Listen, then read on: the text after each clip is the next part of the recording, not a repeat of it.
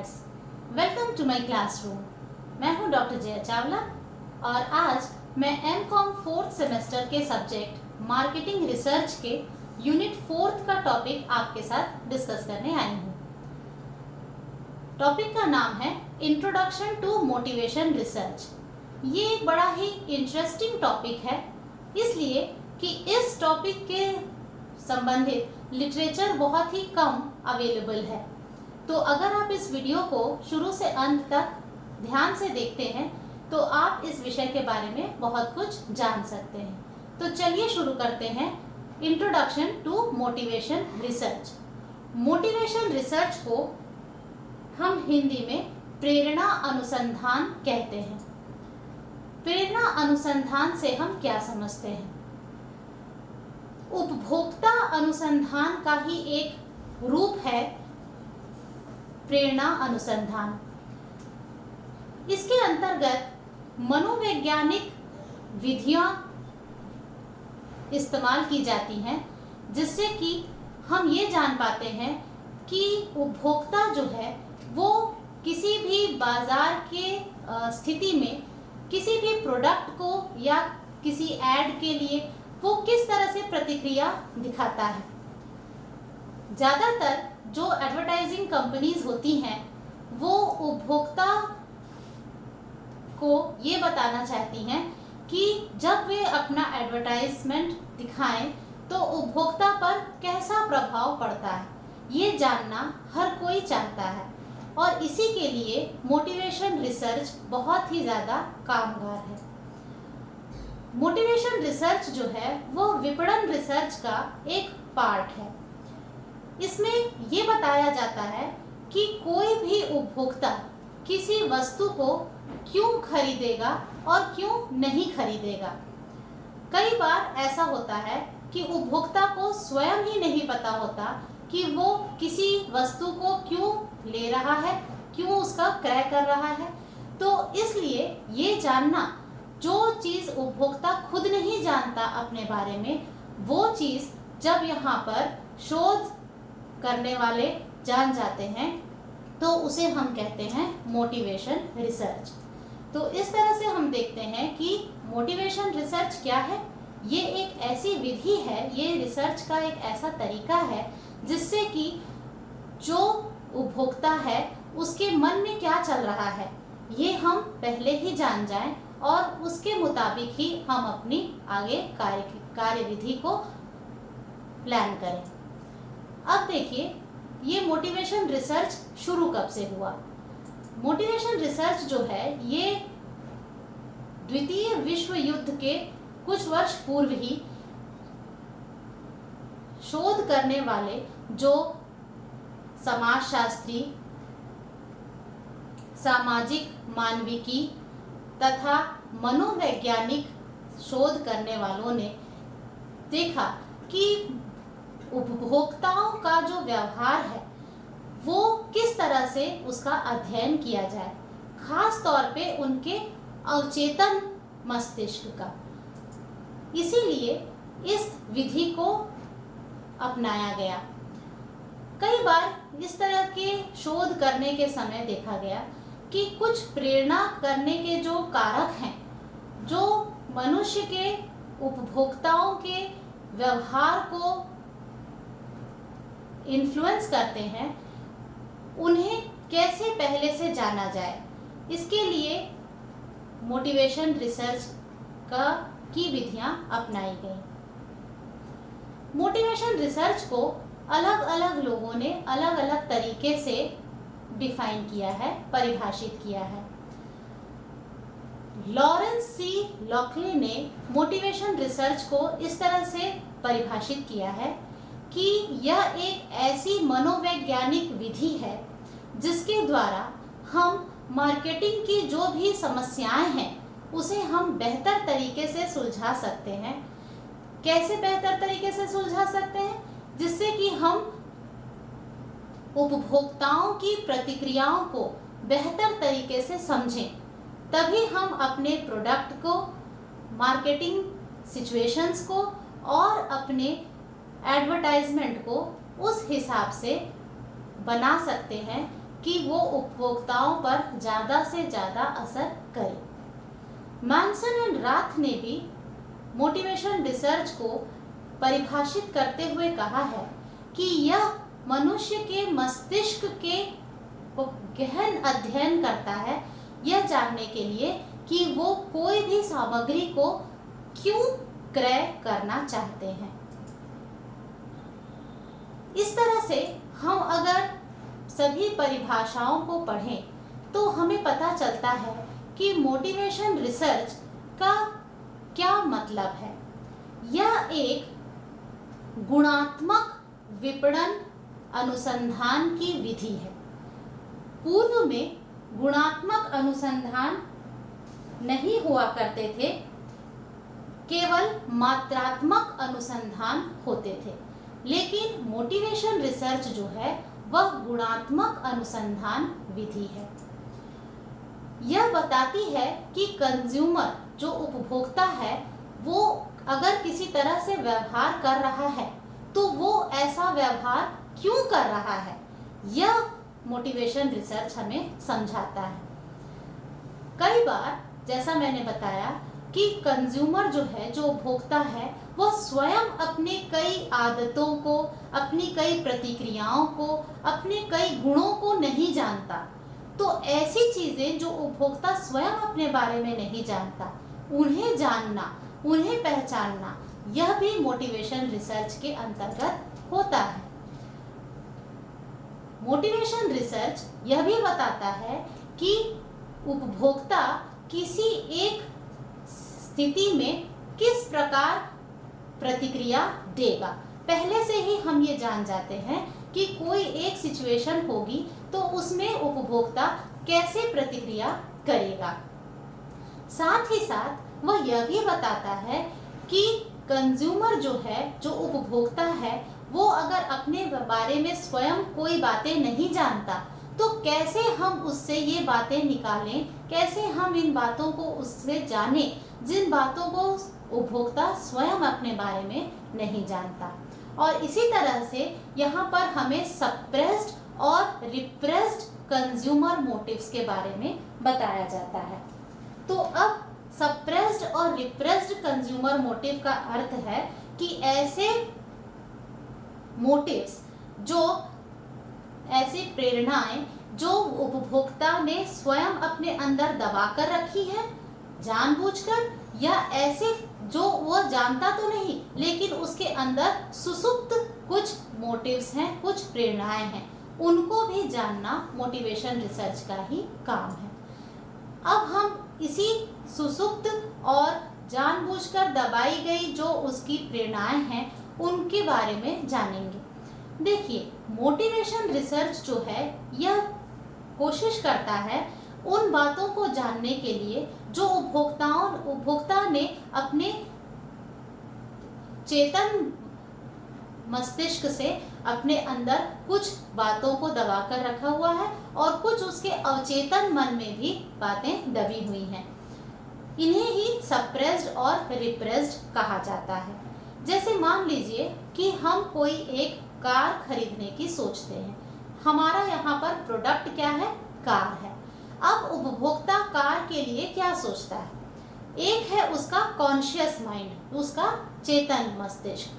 चेतन मस्तिष्क उसे ये कहता है कि क्योंकि जेब में पैसे नहीं हैं इसलिए हम अभी कार नहीं खरीद सकते, तो वो अपनी इच्छा को दबा लेता है। ये कहलाता है सप्रेस्ड मोटिव। लेकिन वही दूसरी तरफ है रिप्रेस्ड मोटिव। रिप्रेस्ड मोटिव का मतलब है ऐसी भावना जो उसके सुसुप्त मन में दबी हुई है, उसके अवचेतन मन में दबी हुई है। अवचेतन मन में क्या हो सकता है? ये हो सकता है कि वह कार देखकर सोच रहा हो कि कार मुझे लेनी तो है, लेकिन मैं कार का करूँगा क्या? कार को मैं कहाँ चलाऊंगा? घर पर रखने के लिए जगह नहीं है। तो इस तरह से कुछ ऐसी बातें भी हो सकती हैं, या कभी उसके घर में किसी की कार से कोई बुरा एक्सपीरियंस हो तो वो बातें उसके मन में होंगी। लेकिन जब हम कंज्यूमर से पूछेंगे कि आप कार लेंगे तो वो कहेगा कि क्योंकि मेरी परचेजिंग पावर नहीं है, क्रय शक्ति नहीं है, इसलिए मैं कार नहीं ले सकता। तो यहाँ पर उसने आपको सिर्फ वही बताया जो उसके कॉन्शियस माइंड में था, उसने वो नहीं बताया जो उसके अनकॉन्शियस माइंड में था। तो उसके अनकॉन्शियस माइंड में क्या है ये जानना मोटिवेशन रिसर्च का काम है। अब देखिए कि ये जो कॉन्सेप्ट आया मोटिवेशन रिसर्च का, ये इतना ज़्यादा पॉपुलर क्यों हुआ, क्यों इसकी ज़रूरत महसूस हुई। इसकी ज़रूरत इसलिए महसूस हुई क्योंकि पूर्व में जो रिसर्च, जो अनुसंधान चलते थे वो केवल मात्रात्मक अनुसंधान हुआ करते थे। मात्रात्मक अनुसंधान में यह होता था कि जो उसके निष्कर्ष निकल कर आते थे वो प्रायः ही भ्रामक होते थे और बहुत ज़्यादा उनमें वेरिएशंस होता था, बहुत ज़्यादा उनमें फर्क होता था। तो इसलिए कोई सही निर्णय लेना अत्यंत मुश्किल हो जाता था। साथ ही साथ गुणात्मक अनुसंधान, मोटिवेशन रिसर्च जो है वो गुणात्मक अनुसंधान है और वो हमें मदद करता है उपभोक्ताओं के अवचेतन मस्तिष्क में या ऐसे उनकी प्रेरणाएं जो उन्होंने अपने अंदर दबा कर रखी है उन्हें जानना और पहचानना। इसलिए हमें मोटिवेशन रिसर्च की आवश्यकता पड़ती है। साथ ही साथ कई बार कंज्यूमर्स जो हैं, जो उपभोक्ता हैं, उन्हें स्वयं नहीं पता होता कि उन्हें क्या चाहिए, उनके अंदर ऐसी कौन सी प्रेरणाएं हैं, उनके अंदर ऐसी कौन सी डिजायर्स हैं, ये कंज्यूमर्स खुद कई बार अपने बारे में नहीं जानते। तो ऐसी चीज़ों को जान पहचानना ही मोटिवेशन रिसर्च का काम है। साथ ही साथ यह भी देखा गया है कि मोटिवेशन रिसर्च इसलिए भी आज ज़्यादा ज़रूरी हो गया है क्योंकि हर मार्केटर, हर वह व्यक्ति जो अपने प्रोडक्ट को मार्केट में बेचना चाहता है, वह चाहता है कि अपना सामान और बेहतर से बेहतर बनाता जाए। साथ ही साथ वह यह भी चाहता है कि जब वह अपने उपभोक्ताओं से संपर्क करे तो उन्हें अपनी बातें इतने सही तरीके से समझा सके, उन्हें इतने बेहतर तरीके से बेनिफिट्स प्रोवाइड कर सके, उन्हें कुछ सुविधाएं दे सके जिससे कि कंज्यूमर जो है वह इतना ज़्यादा उनसे इन्फ्लुएंस हो जाए, उनसे इतना ज़्यादा अभिप्रेरित हो जाए कि उनके कंज्यूमर प्रोडक्ट्स को वो ज़्यादा से ज़्यादा कंज्यूम करना चाहे। तो हर व्यक्ति, हर वह व्यवसायी जो अपने प्रोडक्ट को मार्केट में लेकर आता है वह चाहता है कि वह अपने उपभोक्ता को बेहतर तरीके से समझे, तभी वह उसे बेहतर सुविधा प्रदान कर सकता है।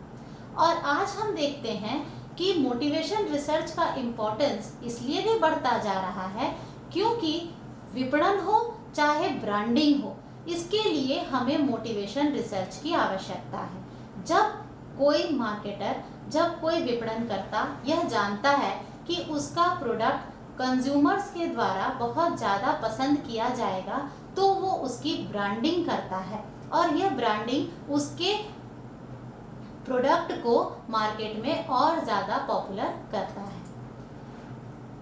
अब देखिए कि क्या फ़र्क है जो हम परंपरागत विधियां इस्तेमाल करते थे अनुसंधान के लिए और जो यह मोटिवेशन रिसर्च सामने आया है, इनमें क्या बेसिक डिफरेंस है, क्या फ़र्क है।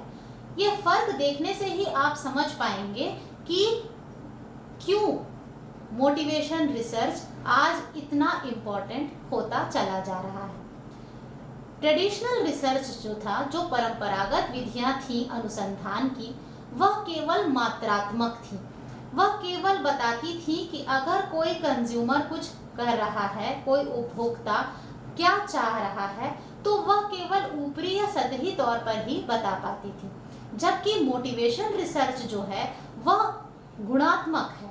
गुणात्मक का अर्थ है कि वह उपभोक्ता की मानसिक प्रतिक्रियाओं को बताता है। वह यह बताता है कि उपभोक्ता के मन में क्या चल रहा है, ना कि वह जो उपभोक्ता दिखा रहा है। कई बार जैसा मैंने आपको बताया कि उपभोक्ता दिखाता कुछ और है लेकिन उसके मन में कुछ और चल रहा होता है। तो ऐसी स्थिति में किसी भी बिजनेसमैन के लिए, किसी भी व्यवसायी के लिए यह आवश्यक है कि वह यह जाने कि उपभोक्ता के मन में क्या चल रहा है, तभी वह उसे बेहतर सुविधाएं, बेहतर प्रोडक्ट्स प्रोवाइड कर सकता है। परंपरागत विधियां का जब हम इस्तेमाल करते थे अनुसंधान के लिए, तो वो केवल किसी लैब में या कोई एक ऐसी जगह पर होती थी जिनका कि वास्तविक जीवन से कोई भी लेना देना नहीं होता था। लेकिन मोटिवेशन रिसर्च में ऐसा नहीं है। मोटिवेशन रिसर्च में अनुसंधान की जितनी भी विधियां हैं वे सभी वास्तविक तौर पर अपनाई जाती हैं। यहाँ पर कोई भी काल्पनिक कार्य नहीं होता और ना ही कोई ऐसा कार्य होता है जिसमें उपभोक्ताओं का इंटरेक्शन ना हो। उपभोक्ताओं को भी लेकर चलता है। तो जब आप उपभोक्ताओं से सीधा संपर्क करते हैं तो आपके जो निष्कर्ष हैं वो ज़्यादा सही तौर पर उभर कर आते हैं, ना कि अगर आप काल्पनिक जगहों पर बैठकर और केवल कल्पना के आधार पर अनुसंधान करें।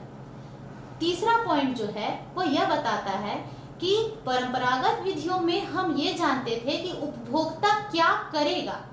उपभोक्ता क्या करेगा, ऐसी स्थिति अगर हो तो उपभोक्ता क्या करेगा। लेकिन मोटिवेशन रिसर्च बताता है कि उपभोक्ता ऐसा क्यों करेगा। देखिए, जब हम ये जानेंगे कि उपभोक्ता ऐसा क्यों करेगा तभी आप उसके मन को पढ़ सकते हैं, उसकी मनोवैज्ञानिक स्थिति को आप पहचान सकते हैं। और जब आप उसकी मनोवैज्ञानिक स्थिति को पहचानेंगे तब आप उसे बेहतर तरीके से समझकर बेहतर सुविधाएं और बेहतर उत्पादन प्रोवाइड कर सकते हैं। अगला पॉइंट है कि परंपरागत अनुसंधान में हम कभी भी ये नहीं जानने की कोशिश करते थे कि अगर उपभोक्ता कोई व्यवहार कर रहा है तो वो उसके पीछे कारण क्या है, क्यों वो इस तरह का व्यवहार कर रहा है। जैसे मान लीजिए कि आपने कोई एक साबुन मार्केट में लाया। अब आपका वो साबुन जो है उपभोक्ता उसे पसंद नहीं कर रहा है, उपभोक्ता उस साबुन को नहीं खरीदना चाह रहा है। तो जो परंपरागत विधियां थी वो क्या करती थी, वो केवल जानने की कोशिश करती थी कि क्या वो साबुन मार्केट में चल रहा है, क्या उस साबुन को मार्केट में उपभोक्ता पसंद कर रहे हैं। पता चलता था कि उपभोक्ता पसंद नहीं कर रहे हैं, ठीक है, बात वहीं खत्म हो जाती थी। लेकिन मोटिवेशन रिसर्च जो है वो ये जानने की कोशिश करता है कि ठीक है, उपभोक्ता साबुन को पसंद नहीं कर रहे हैं, पर क्यों नहीं पसंद कर रहे हैं, क्या कारण है उसके पीछे। तो जब उन कारणों को हम जानेंगे तो हम अपने उत्पाद में बेहतरी ला सकते हैं। हो सकता है कि उसकी खुशबू उपभोक्ता को पसंद नहीं आ रही थी, हो सकता है कि उसकी पैकिंग पसंद नहीं आ रही थी, उसका शेप पसंद नहीं आ रहा था। तो इस तरह से कई कारण हो सकते हैं जिन कारणों की वजह से उपभोक्ता ने आपके साबुन को इग्नोर किया, रिजेक्ट कर दिया। तो अगर हमें भाई पता चलेगा, जैसा कि तीसरा पॉइंट बोलता है कि हमें उपभोक्ताओं के मन की भाई जानना बहुत जरूरी है कि उसने क्यों किया ऐसा।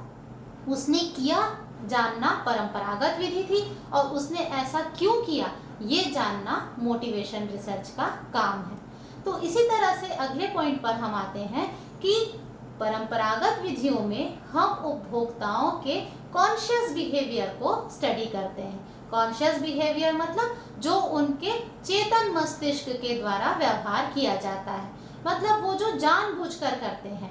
कई बार ऐसा आपने देखा होगा कि अगर हमारे पास कोई आते हैं शोध करने के लिए, कई बार आपने देखा होगा ना कि आपके घर पे कोई सेल्समैन आता है या कोई इस तरह से आते हैं और आकर वो आपसे पूछते हैं कि क्या आपके घर पे आप एसी का इस्तेमाल करते हैं या आपके घर पे कार है। तो कई बार आप देखोगे कि लोग क्या करते हैं, घर पर नहीं भी है तो भी अपना स्टेटस दिखाने के लिए वो झूठ भी बोल देते हैं, कह देंगे कि हाँ हम इस्तेमाल करते हैं। घर पे आपके माइक्रोवेव नहीं है लेकिन आप कह सकते हो कि हाँ मेरे घर पे माइक्रोवेव है। तो ऐसी स्थिति में क्या हुआ कि हम कॉन्शियस बिहेवियर कर रहे हैं, हमने जानबूझकर चेतन मस्तिष्क से हम व्यवहार कर रहे हैं। तो ऐसी स्थिति में परंपरागत विधि में जो निष्कर्ष निकलेगा वो गलत भी हो सकता है। लेकिन मोटिवेशन रिसर्च में किसी से कुछ पूछा नहीं जाता है, यहाँ पर केवल स्टडी किया जाता है, लोगों को ऑब्जर्व किया जाता है। तो जब आप उपभोक्ताओं को ऑब्जर्व करते हैं और उनके सुसुप्त मस्तिष्क को आप पढ़ने की कोशिश करते हैं, तो ऐसी स्थिति में उपभोक्ता आपको चीट नहीं कर सकता, वो आपसे झूठ नहीं बोल सकता, क्योंकि कॉन्शियस बिहेवियर में वो आपके साथ कुछ भी गलत कर सकता है, लेकिन जो उसका सबकॉन्शियस बिहेवियर है, जो उसका सुसुप्त व्यवहार है, वह उसे कभी भी गलत निष्कर्ष नहीं निकालने देगा। और ऐसी स्थिति में आपके जो रिजल्ट्स आएंगे, शोध के जो निष्कर्ष आएंगे, वो बिल्कुल सही होंगे। और लास्ट पॉइंट हमारा ये है कि परंपरागत विधि जो है वो केवल फिजियोलॉजिकल एनालिसिस करती है। फिजियोलॉजिकल एनालिसिस मतलब सतही तौर पर, ऊपरी तौर पर, जैसे शारीरिक तौर पर कहा जाता है, मतलब जो हमें दिखाई दे रहा है, जैसा हमें सामने में समझ आ रहा है, हम केवल उसे ही देखकर अपने निष्कर्ष तक पहुंच जाते हैं। लेकिन मोटिवेशन रिसर्च में ऐसा नहीं है। यहाँ पर साइकोलॉजिकल एनालिसिस है, मनोवैज्ञानिक अनुसंधान किया जाता है। मनोवैज्ञानिक अनुसंधान का मतलब है कि यहाँ पर उपभोक्ताओं का मस्तिष्क पढ़ने की कोशिश की जाती है। तो इस प्रकार से हम देखते हैं कि मोटिवेशन रिसर्च जो है वह बहुत ही इम्पोर्टेंट, बहुत ही ज़रूरी और बहुत ही महत्वपूर्ण अनुसंधान की विधि है, जो कि धीरे धीरे डेवलप हो रही है। इस विधि में सबसे बेहतर चीज़ ये है कि यह उपभोक्ताओं के बारे में ऐसी बातें सामने लेकर आती है जिससे उपभोक्ता स्वयं परिचित नहीं होते हैं। तो जब इस तरह की बातें सामने निकल कर आती हैं, उनके सबकॉन्शियस माइंड की बातें सामने निकल कर आती हैं, तो शोध करने वालों के लिए ये बहुत आसान हो जाता है कि वो उपभोक्ताओं के मन की बातें जाने और उस हिसाब से ही, उस तरीके से ही आगे उत्पादन भी हो, एडवर्टाइजमेंट्स भी उसी तरीके से हो, प्रोडक्ट की क्वालिटी भी उसी तरह से हो और ब्रांडिंग भी उसी तरह से हो, जिससे कि उपभोक्ता ज़्यादा से ज़्यादा संतुष्ट हो सके। तो आज के हमारे डिस्कशन में इतना ही। अभी बहुत कुछ बाकी है और वो हम अगले वीडियो में डिस्कस करेंगे। धन्यवाद।